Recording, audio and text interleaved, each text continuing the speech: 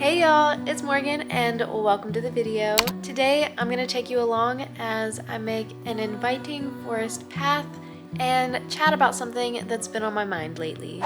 I'm pretty much a complete beginner when it comes to oil pastels, so I'm going to use this video by TheFrugalCrafter. It's Misty Forest and Oil Pastel.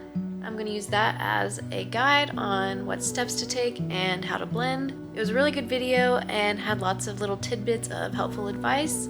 So if you want a more experienced person's drawing, go check out that. I gathered some inspo pics of forests with the vibe that I was going for. I have a Pinterest board with that if you want to go check that out. I will link it below. All right, now let's get on with the fun part. I'm using Caran D'Ache Neocolor oil pastels. I picked these up at my local art and craft thrift store for like 30 bucks when they're normally like 100, so absolute steal. And I'm using Canson Earth Tones pastel paper. It's textured and obviously good for pastels, it's in the name. And I'm gonna use a light yellow color. Like I said in the intro, I'm a beginner with oil pastels.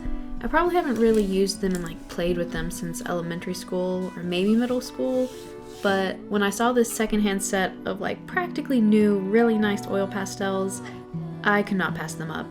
So I decided to take it as a sign from the universe to learn how to use them. And with learning any new skill comes the possibility and often inevitability of failure, which leads me to the topic of my thoughts lately, which is radical self-acceptance and the impact it has on creativity. Let me take you on a journey along my path towards radical self-acceptance to show you what I mean. I've broken the journey down into 3 phases, so let's start with the first one. I'm gonna call phase 1 living in a non-self-accepting state of mind. This is where your self-acceptance is conditional. Maybe conditional upon how you look, the grades you're getting, the job you're going after, whatever it is, it's dependent upon these certain criteria, and often not even criteria that we set for ourselves. It's like trying to fit in a box that someone else made for you, but they didn't take your measurements into consideration. So you feel like you have to contort yourself into this box that wasn't meant for you, otherwise you're a failure. And during this phase, we're often not even aware that the box doesn't fit us, that we're not supposed to bend this way, because it's just what we're so used to. For me, this phase happened in late high school and early college. I was pursuing a career that externally checked all the boxes and logically made sense, but as I got more experience both in the field and in life, things didn't feel right, and this career involved expensive extra schooling, so it was kind of important that I figure it out before I made it that far. This was a career path that I had been on since practically middle school, or maybe even elementary school, and I'll just go ahead and say it. I was going to school to become a veterinarian because I loved animals from a very young age, and I was very good with animals, and I was good at math and science, so logically it made sense. But there was another part of my life that had also been constant, and that was crafting. I had always been into making stuff, and I loved yarn, and I loved drawing, and I loved just exploring these things when I was younger. And they became more of a hobby when I was in college that I did if I had time, but it was always second priority. And when I would go home for holidays, I wasn't interested in talking about school. I would practically have a little show and tell of all of the projects that I had been working on since the last time I had been home. During my junior year of college is when I realized that I was kind of bending and contorting myself at the expense of my mental and physical health for something that just wasn't for me. And despite having practically perfect grades and countless hours of experience and all the things I needed to do the thing, I made the decision to not do the thing, aka not try to go to vet school. And this was really my first major step toward radical self-acceptance, and it wasn't easy, and I did not necessarily see it that way at the time. During this first phase, I really lost myself in trying to fit the mold of who I thought I was supposed to be. I was so self-critical and a perfectionist, and it was all to my own detriment. In hindsight, I was really living in survival mode. When I look back at that time in my life, I feel bad for how hard I was on myself. And now we're on to phase 2 of the journey, and this is what I like to call something has to change. This is where you really start to become more self-aware and have questions like, well, who am I and what do I like? Which involves more trial and error. During this phase, I experienced a lot of anxiety and depression, and I was just going through the motions. If I was no longer going to vet school, then what was I going to do with my biology degree? I bounced around from different ideas. I considered going to grad school, working in labs, and all of these things, and just it never felt right again. So I graduated with my degree in biology, and I got a minor in biotech, because that seemed like a good way to get a job, and then I ended up working in a corn lab, which ended up just being me in a cornfield most of the time. It involved a little bit of fancy lab work, but mostly I was in a cornfield where I was allergic to the pollen. Yet another way my body was telling me, this is not for you. This is when I started therapy and really dove down the path of self-discovery, because you can't accept yourself if you don't know who you are.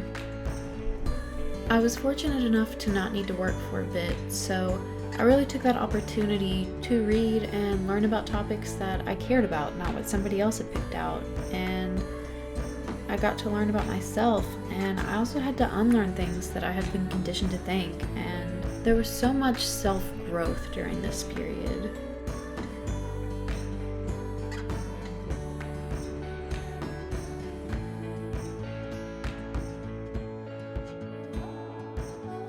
And now we're on to phase 3 of the journey, which is the practice of radical self-acceptance.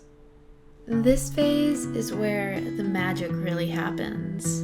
All of that self-compassion that you're learning in phase 2, you really apply it in phase 3. You start viewing things in yourself without thinking if they're good or bad. They just are. Things can be neutral. And in phase 3, you're really operating from a place of security, not scarcity or survival.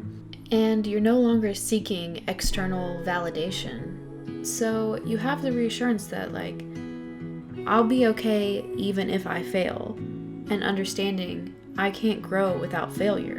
And you also really start embracing the things that bring you joy and letting go of things that do not serve you. You know yourself well enough to know what you want and need and what you don't need in your life.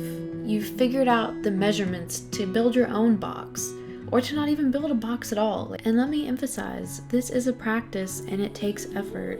You have a lot of conditioning to undo to not be so critical of yourself, to be kind and be compassionate towards yourself. And it's especially important to practice radical self-acceptance when times get hard.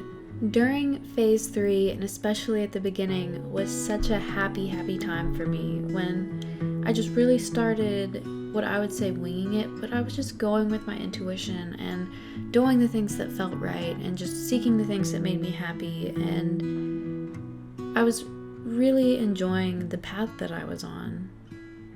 And I was knitting more, and I was really diving more into fiber arts. But then I kind of got sick, like progressively sick, and it really kind of put me through a crash course on radical self-acceptance. Like, I was already on the path and the journey and whatever, but life decided I needed to level up.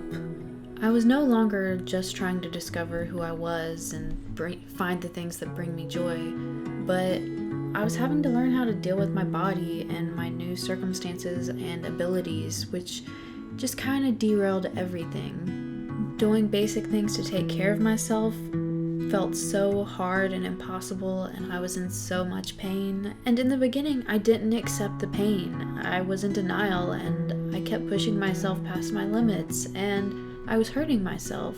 And it took me a long time to accept my body for where it is in the moment and meet myself there. I literally did not have the energy for things that did not bring me joy.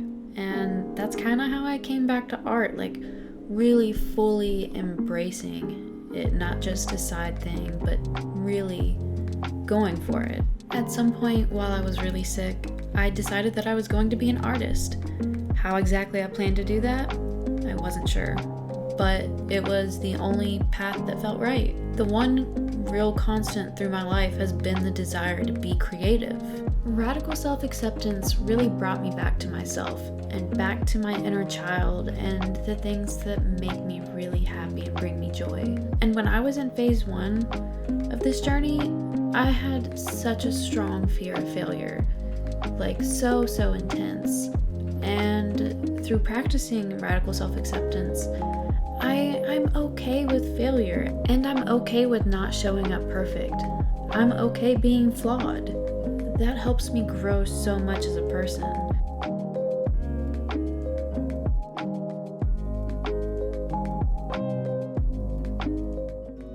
I've been thinking a lot recently about how radical self-acceptance impacts creativity. For me, it seems like there's a strong correlation between the two. The more that I accept myself on all fronts, how I look, what I think, what I like, the more my creativity feels limitless. Like I want to try new mediums, I want to try new ideas, things that I never would have thought possible before. I want to try. I'm enthusiastic about trying. I'm interested in your thoughts on radical self-acceptance and creativity. Do you see a similar correlation, or what do you think? Let me know down in the comments. And if you're interested in practicing radical self-acceptance but don't know where to start, I've got a few ideas for you. You can do something that would make younger you happy. You can sit with your emotions without judging them as good or bad. Or you can try something new and allow yourself to do the thing imperfectly. And speaking of doing things imperfectly, let's get back to this oil pastel drawing. I definitely got lost a few times during the process, especially with the top of the trees and the section in the bottom left, but I just kept going, trying to trust the process. And I kept reminding myself that the goal for this forest was to enjoy the journey of learning a new medium, not get caught up in the details and imperfections. The goal here was not to be perfect, but to do the thing and have fun doing it. It felt so good to use loose strokes and color broadly and get my fingers dirty and just play with it. And I've gotten better at thinking of art as malleable. Just because it doesn't look good in a certain phase doesn't mean that it won't become something beautiful as you continue to make adjustments and trust the process. And like art, life is also malleable. Just because you're in a hard phase doesn't mean you're stuck there forever. You can make adjustments to make it better, and maybe one of those adjustments is practicing radical self-acceptance. And something great about radical self-acceptance is that it's free and it's for everyone. There is no buy-in, there is no, you have to be XYZ to do this thing. It's between you and yourself. It's the little interactions that you have with yourself every day. You're probably tired of hearing me say radical self-acceptance by now, but it really can have profound impacts on your life. And you'll find that as you practice it, you'll also have more acceptance towards other aspects of your life, the people in your life, the relationships. It really increases your capacity for compassion and empathy towards yourself and others. And you don't have to take my word for it. You can try it yourself and see what happens. Because of radical self-acceptance, I feel like I found my path. It's not perfect, and it's not how I imagined it would be, but I feel right where I'm at. I feel like I'm in alignment with myself. And this is a journey that I'm still on. I'm still figuring out how to accept all parts of myself, and I'm still discovering who I am. And that's okay. It's part of the journey. It's part of the experience. There's no need to have everything figured out all at once. This journey is not a sprint. It's a marathon. So you have to remember to take care of yourself along the way. Be kind, have compassion, and remember that you're human. You're not meant to be perfect. Alright, and now after 6 hours of real-time drawing, I'm finally coming close to the end of this piece. I was really struggling with the bottom left side of this drawing. I just could not make it look right. But I finally decided on doing some grassy patches, and I think that was the right move. It added a bit of texture and color to the foreground. It was really cool to see this drawing come to life with these details. It just made everything pop so much, and I really love the vibe of this forest and how it turned out, and I'm really proud of myself for trying something new. There's a bit of a glare from the light I'm using, so I'm going to end this video by putting up a picture of the final drawing. Thank you so much for spending this time with me, and I really hope you enjoyed the video.